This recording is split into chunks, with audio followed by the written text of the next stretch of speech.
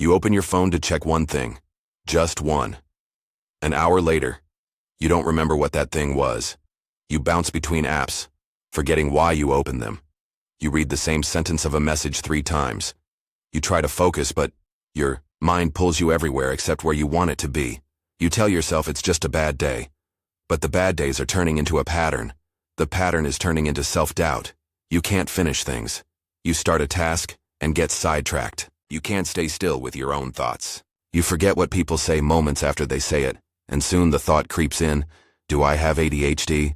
You've seen the videos, you've read the posts, you've taken the quizzes, and everything seems to line up, distracted, forgetful, unmotivated, disorganized, mentally chaotic. It all points to something, right? And the internet, friends, even memes have an answer. Ready? ADHD. But let's pause here. What if this isn't ADHD? What if this is something else entirely?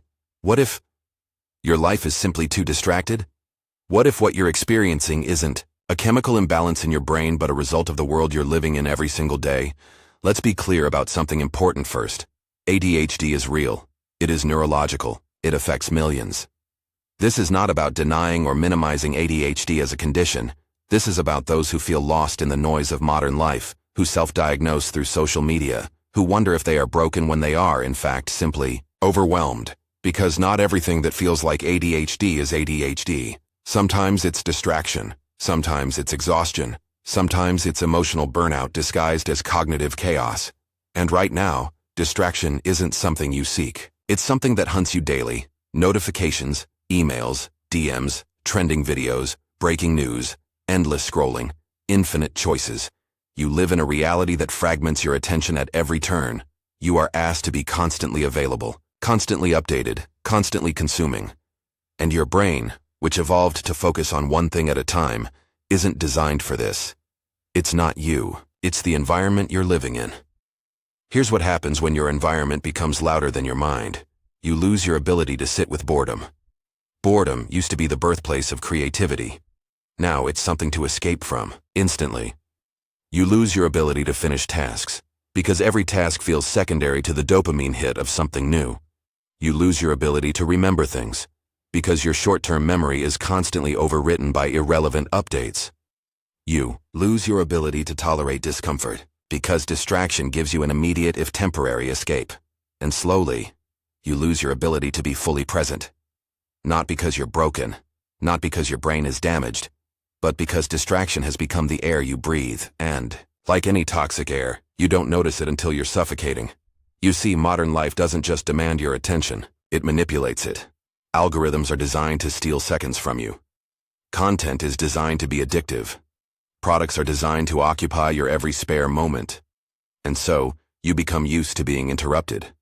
So used to it, in fact, that when nothing interrupts you, you interrupt yourself. You check, you scroll, you switch, you seek. You no longer wait for distraction to find you. You've been trained to invite it in. This isn't ADHD. This is living in a state of constant cognitive self-disruption. And it's exhausting. Not just mentally, but emotionally. Because beneath the chaos is something heavier. Guilt. You feel guilty for not focusing. You feel guilty for not remembering. You feel guilty for not completing what you start. You feel guilty for being inconsistent. And guilt only adds fuel to the fire, because guilt doesn't make you focus, it makes you avoid. Avoid the task. Avoid the discomfort. Avoid yourself. Here's the truth.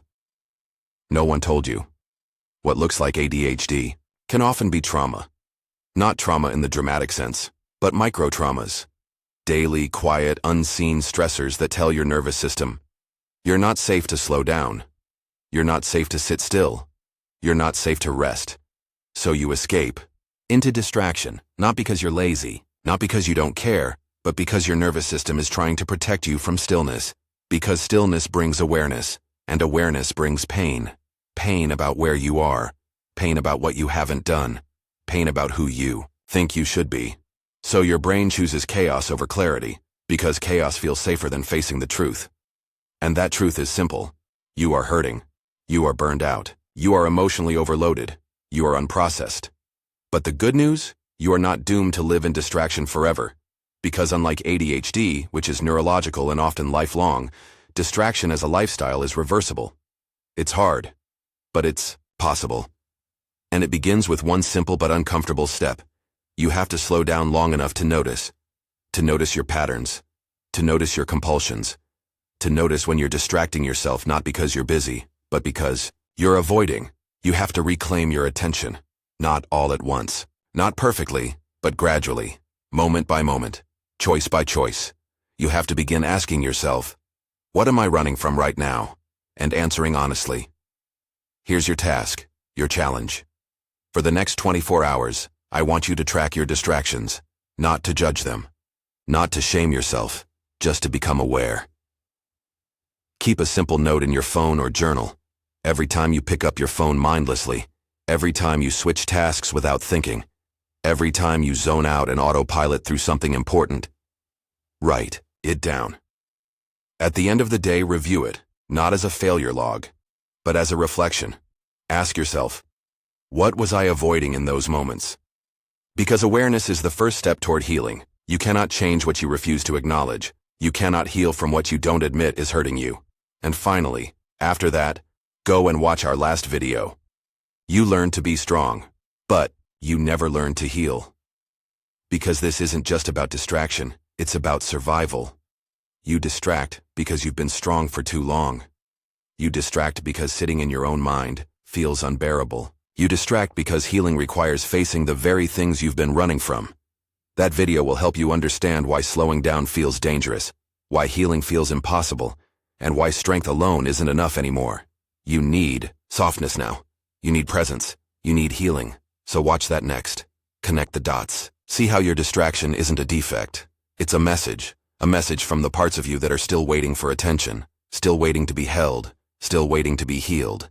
You don't have ADHD. You have an overstimulated mind living in an overstimulating world. But you can choose something different.